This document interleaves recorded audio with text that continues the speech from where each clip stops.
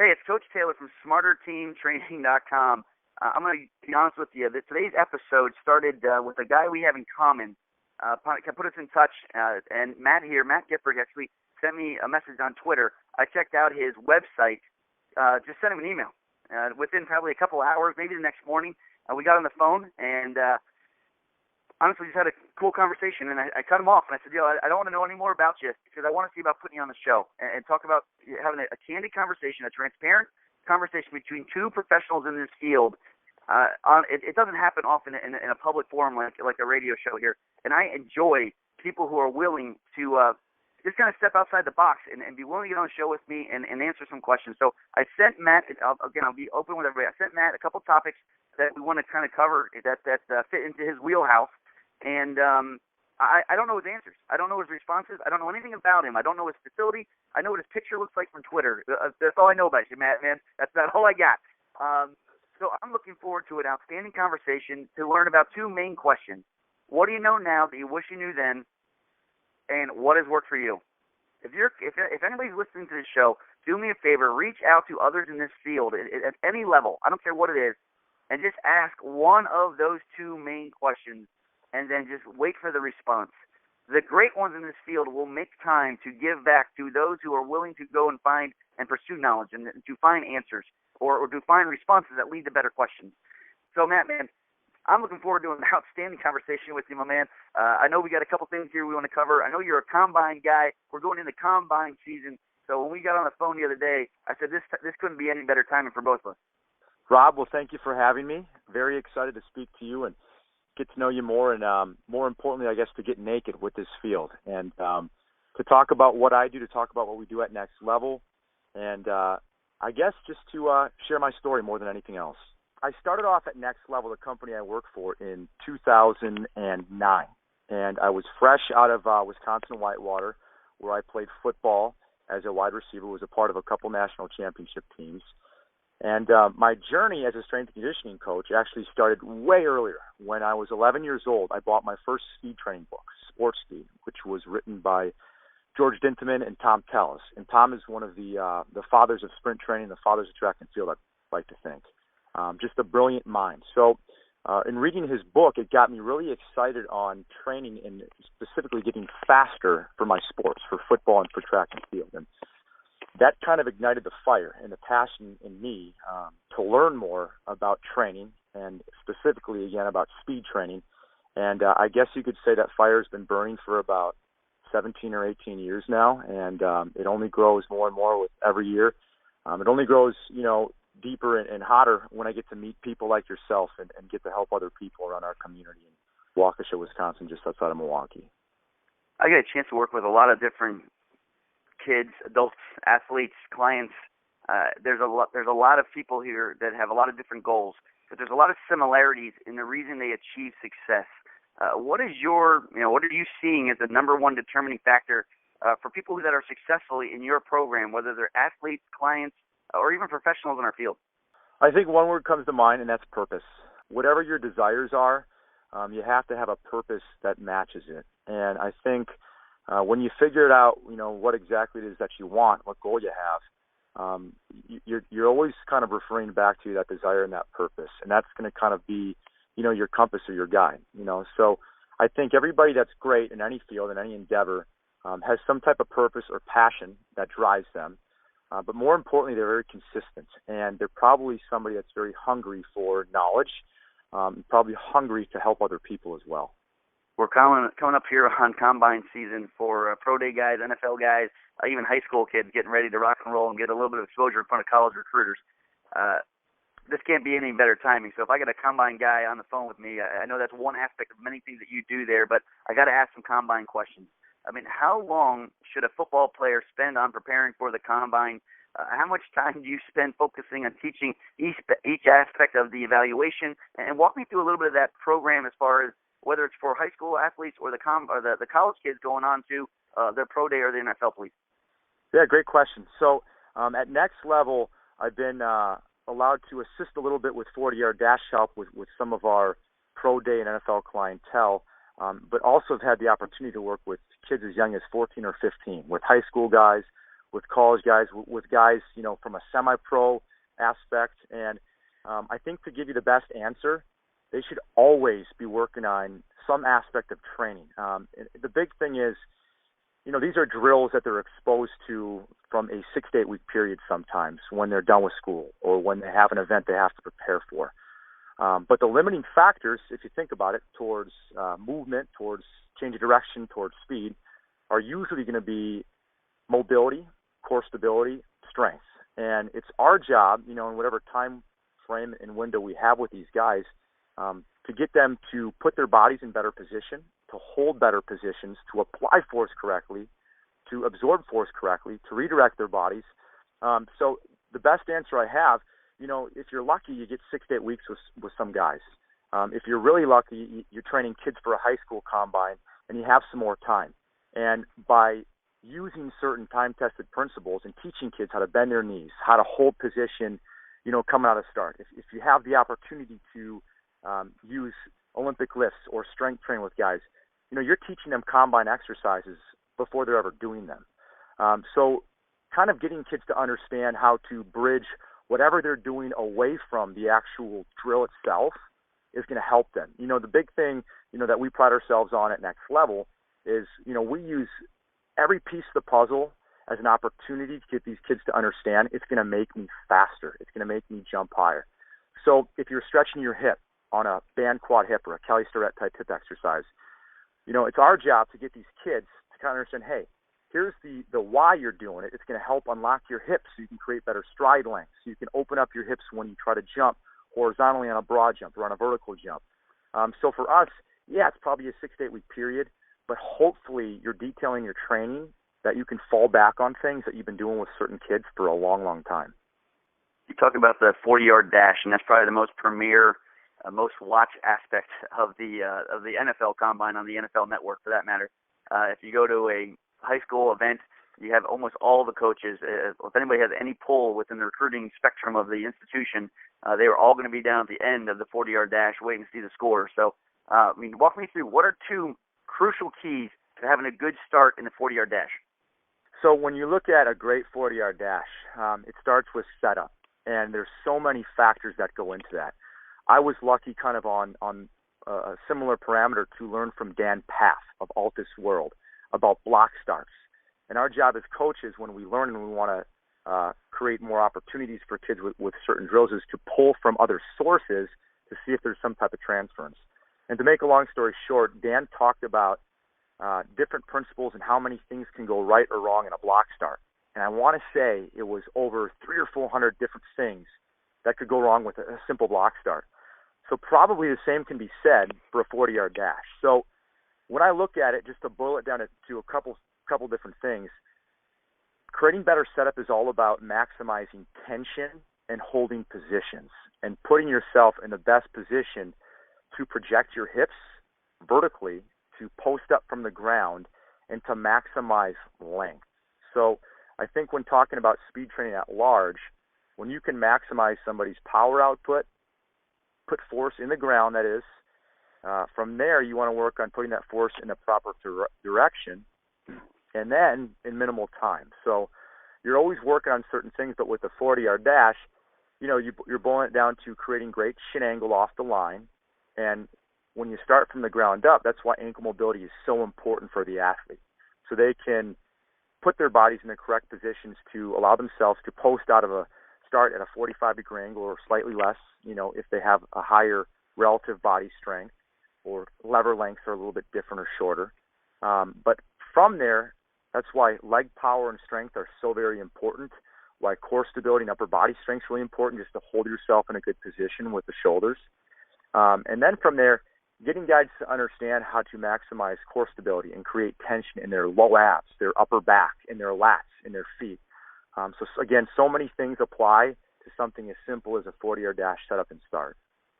If you're in combine season, obviously the start's going to be a huge emphasis in just about any program.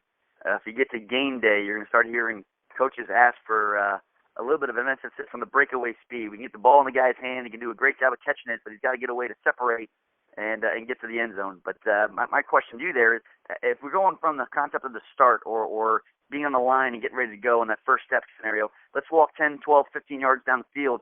I mean, what advice do you have for players wanting to develop breakaway speed? Yeah, great question. Coming out of that stance, it's all about projection of the hips. It's about posture. It's about applying force in the correct positions. It's about maximizing length and understanding. The best analogy I got from a guy named John Smith, who coached Maurice Green and Otto Bolden, two of the fastest guys of the 90s and early 2000s. And he said, when you're taking off from a static position, it should be like an airplane rising off the runway. And you're picturing that airplane right now rising vertically, but more importantly, rising very slowly. So the big thing I think Charlie Francis once said is a great cue for athletes is you don't have to be at full speed till 30 to 40 yards. So especially with younger kids or with combine guys, know that they're probably not going to hit top speed depending on the athlete till 30, 35. Some guys might not even hit top speed at all during a 40-yard dash. So they got to maximize position and maximize a gradual progression of torso height from about 45 degrees for the first step. At about 10 to 15, 10 to 20 yards, they're still bleeding out. So a lot of us like to think of the 40-yard dash or the 60-meter dash or the 100-meter dash as broken up into so many different phases. But I believe I heard it best by Vince Anderson. It's been adopted, again, at Altis World, that it's just one constant bleed out from your setup position to the goal of hitting top speed. So for guys looking to develop that breakaway speed, the weird concept is you have to be very patient in terms of letting yourself kind of unfold and mastering certain positions, which take time. I tell my kids all the time, whether we're just training generally with high school athletes or working with professionals, anybody can tell you to move your arms and legs faster, right? Mom and dad at home could tell their kids to do that, and that doesn't make them the world's best speed coach. So for these guys, it's about utilizing certain concepts that they're hopefully training on all year long: mobility, core stability, working on power development through the weight room, through Olympic lifts, through plyos, through med ball throws. But more importantly, it's about hitting positions, and it's about allowing yourself time to kind of unfold and to slowly rise up. So it's a long-winded answer I gave you, but the big thing is if you have to train for it, there's so many different things we can kind of look at. But I guess the weird answer is slow things down and allow yourself to progress. And speed is, kind of the weird yin and yang mentality. You have to be extremely aggressive, and the intent with every stride, your punch in the ground has to be really aggressive, but you have to be very patient with allowing yourself to kind of unfold and get to top speed eventually. I know you also have a background in the MMA, so I want to expand this conversation if you wouldn't mind, because we do have some individuals that commonly give me some questions about MMA stuff and training for that. That's one of the areas that I have an expertise in. We don't train anybody from the MMA side of things at the moment, so I'm always interested in this realm as well. I mean, are there exercises that you avoid or encourage in your strength program when you're working with a combative type sport? We'll throw football, MMA, wrestling, boxing, those types of activities, exercises, sports. Are there things that you really try to stay away from or encourage in your program? So MMA is sometimes the biggest mythical, I guess, sports performance or strength and conditioning sport we work with, because truth be told, these guys are kind of a garbage disposal of need for different training qualities. So these guys have to be fast, they have to be strong, they have to be explosive. They obviously have to have aerobic capacity and aerobic power output to last them, anywhere from 15-second knockout to 25-minute fight. If they're in a championship fight, we've got 5-minute rounds. So with that being said, these guys most likely will be the classic jack of all trades, master of none. But you have to get them prepared. And I think the biggest misconception that we have out there in the community, or the average layman has about the way these guys train, is they think they need energy circuits. They think they need just a huge bag where we throw as much stuff as we can at them, and hopefully it sticks. But classically, these guys need to be treated like every single athlete that you normally work with. They go through a common assessment where you're looking at, where are their inefficiencies at? Do they have a lack of mobility, which most do in the ankles? You're always going to see pronators because of lack of intrinsic foot strength, because of lack of hip stability and hip strength. These guys are usually always going to be kyphotic up top. Their shoulders are always going to dump forward. We're going to have forward head posture. So all this stuff is affecting the way they move, but more importantly, affecting the way they recover. And then on top of that, most importantly, it's probably bringing them towards issues with injury. And, chronically, guys are always going to have knee issues, lower back, labral issues, shoulder issues. You're hard-pressed to find a single MMA guy that hasn't dealt with some type of injury, whether it's, chronic or just slightly nagging, or it's been very, very severe. So I think the biggest thing, once you start training these guys, you have to work on mobility, core stability, just movement efficiency at large. You have to teach them how to take care of their bodies in terms of soft tissue quality, how to roll out before and after sessions, how to do their own ARP, how to help themselves out in terms of kind of recalibration when they're on their off days. But the big thing, I think, is developing mid to upper back strength. We have to do a lot of pulling with them. We have to work on weak links, the same weak links we find with most athletes, posterior chain development. And then from there, as you're bringing these different biomotor abilities up, you have to also understand that they're getting a lot of their energy systems development from their actual training, inside the octagon or inside their MMA studio they're working at. So I think one of the things I wish I would have done better at earlier on is I guess, communicating with the powers that be that are controlling their practice setups. Because what ends up happening is we're burning the candle at both ends with a lot of these guys. And they need a stimulus from performance coaches and strength and conditioning coaches like me. But you have to be making sure that we're mapping out all their stressors, on the same template. And I think it's really important. And, I wish there was MMA coaches out there listening to this. The biggest problem that I see with the sport is the physical workload on these guys. They're involved with sometimes, 20 to 30 hours of physical prep or training a week with all these different disciplines.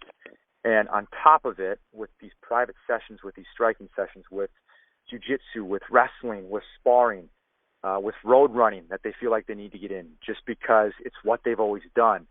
They decide to come in and get an extra edge with guys like myself, and it just becomes too much. So I think if you're a strength and conditioning coach out there, give them the basics in terms of what's going to help with these limiting factors, what's going to keep these guys injury-free, what's going to help them with strength. If you get a guy stronger, he's able to hold his body weight a little bit better throughout a practice. That's going to help with recovery. That's going to help with aerobic capacity. If you help a guy get more efficient with his hips, with his upper back, it's going to help with his striking. It's going to help him recover from all these issues he's seen at large from chronic overuse and overload.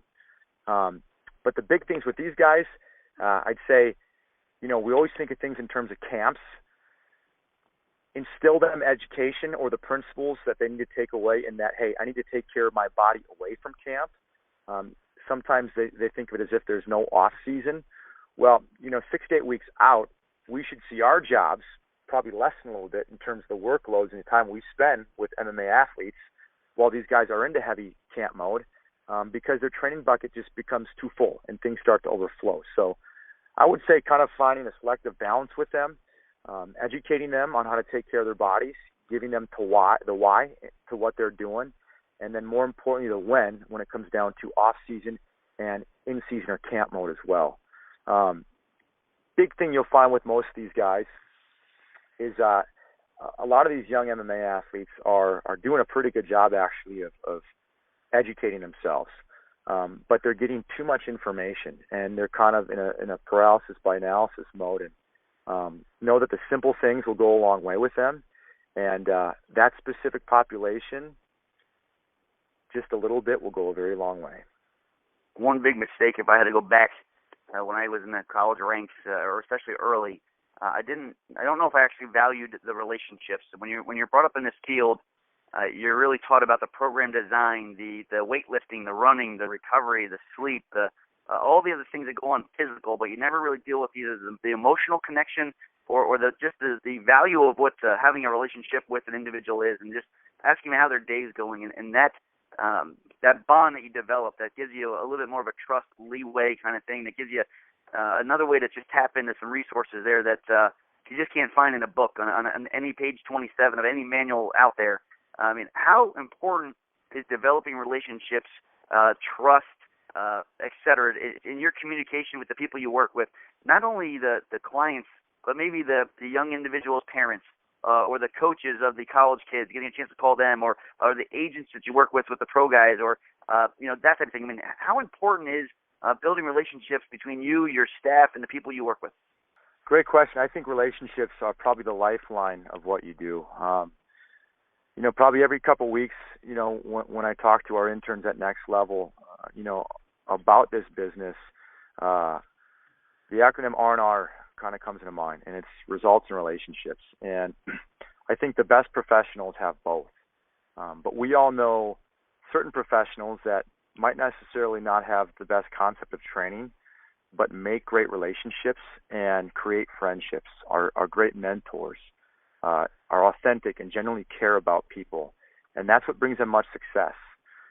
You can never get away from, I guess, your purpose and probably the reason why you're coaching. And for me, I coach, strength and conditioning, because of, first, when I got into it, it was because that passion and because almost that obsessiveness I had with learning more about certain things and about the human body.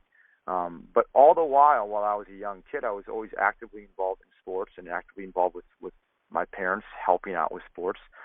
My dad was my first coach, and parents back home, they have to know you're the most important coach. And your job, is to make sure these kids have a great attitude and are always putting forth the best effort no matter what. Our parents are really our champion teachers and coaches, and that's where it starts. And it makes life a lot easier and a lot better for us when we have great parents involved that do eventually trust us when we gain that can step back and can be a second to what we provide. But we know, and I know, that great parenting goes so far, and that's really the most important, I guess, coaching position in life.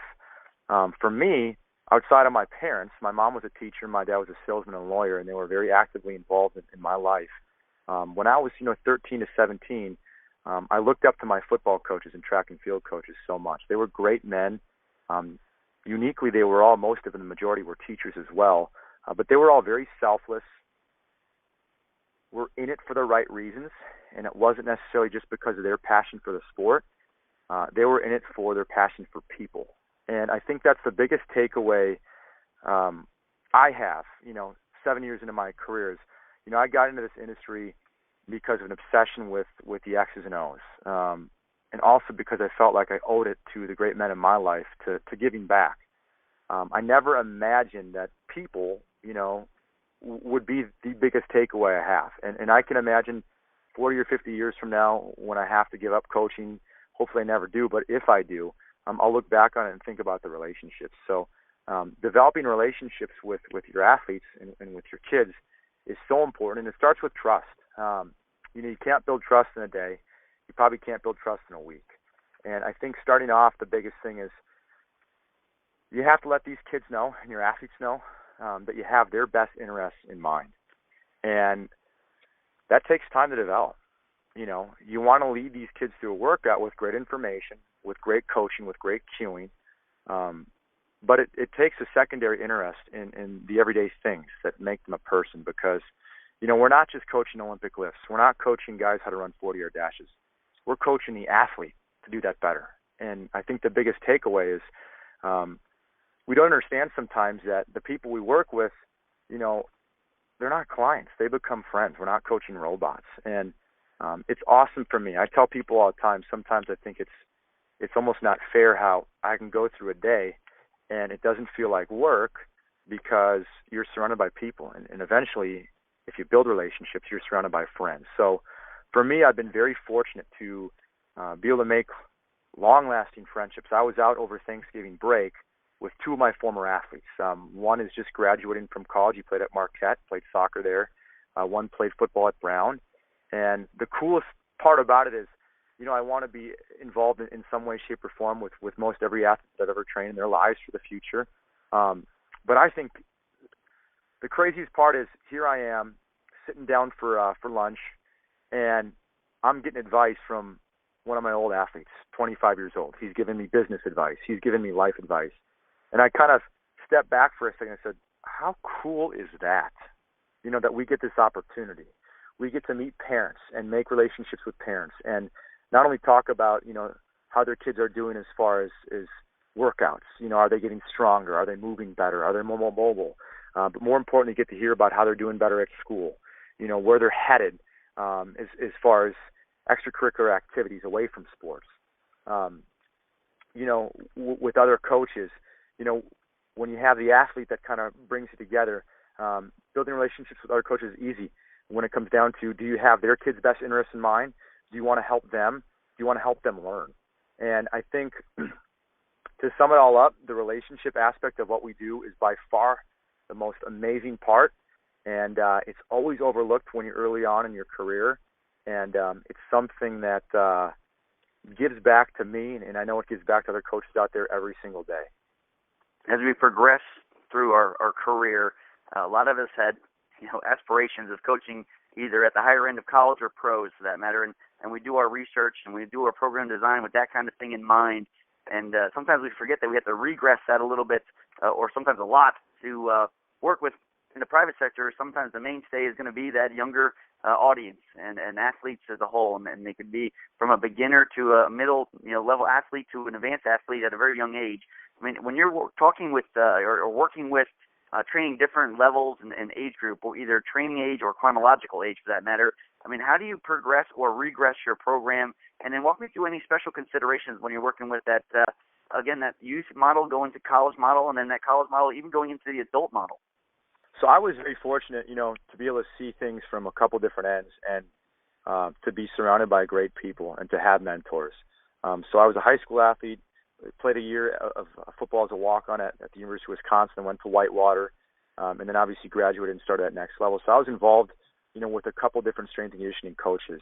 And Brad Arnett, Next Level's owner, shared with me some great advice early on in my career, and that was a simple line that I always fall back on.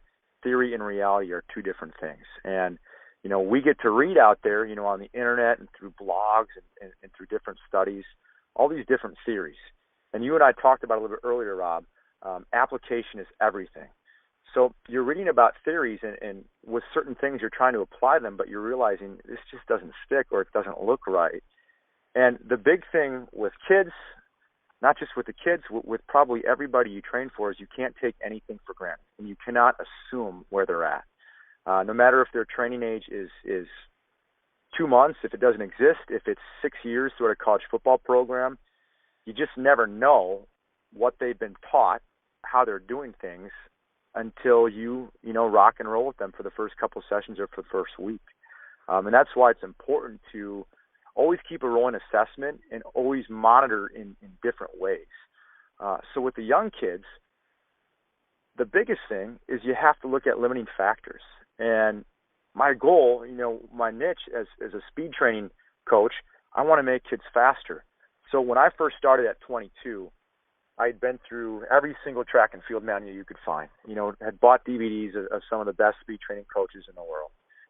Listen to their advice, and even the great advice, sometimes you say, hey, let's just get right into it. And right off the bat, I realized all these kids are too weak. They're not immobile. They just can't hit positions, and they can't hold position, and they can't apply force, or they can't absorb force. So the biggest thing is dumbing it down and to kind of master your progressions and master your checklists.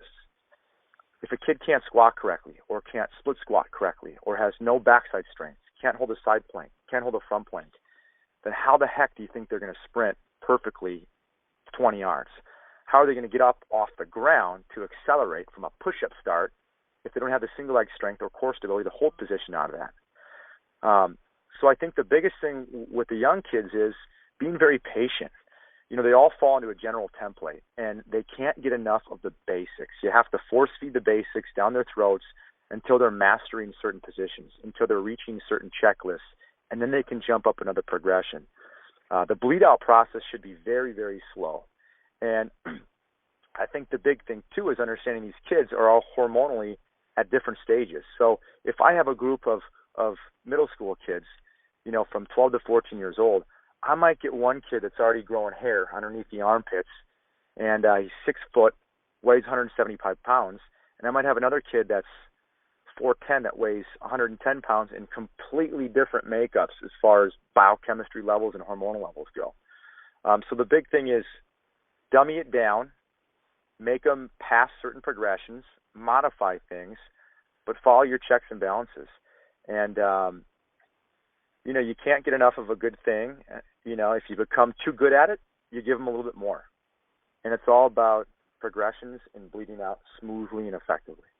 Well, Matt, man, I know you're a busy guy, so I don't want to keep you on the phone here too long. If anybody has any questions about anything we had a conversation about here, or wanted to reach out to you, maybe they're in the area or you're going out to speak somewhere, or just want to catch up with you, use you as a mentor or even just a sounding board. I mean, how can they go about reaching out to you? I just started my website, CoachGiff.com, so you can reach out to me there. I'm going to start getting content up and hopefully getting guys like yourself, Rob, to contribute. I operate out of Next Level in Waukesha, Wisconsin, and you can reach us there at nextlevelathletics.com. On Twitter, my Twitter handle, I guess you could say, is GiffUsStrength. You can find me on Facebook, Matt Gifford or Coach Giff. You can find me on Instagram, Coach Giff. So would love to connect, whether you're an 18-year-old guy thinking about getting into this industry, whether you're a 35-year-old guy on top of the industry and want to give a young guy like me some advice. I love to meet people and would love to hear more about the listeners at large. Well, again, Matt, man, hopefully this is a launching pad for us to do many more things down the road. It's been really cool getting an opportunity to just get a chance to know you for literally 3 days. I thought you did a great job here answering some questions, and I took a ton of notes, which as soon as the show is over, I'm sure I'll go over with you. And hopefully this is a launching pad for us to do many more things down the road, my man. Awesome. Thanks so much.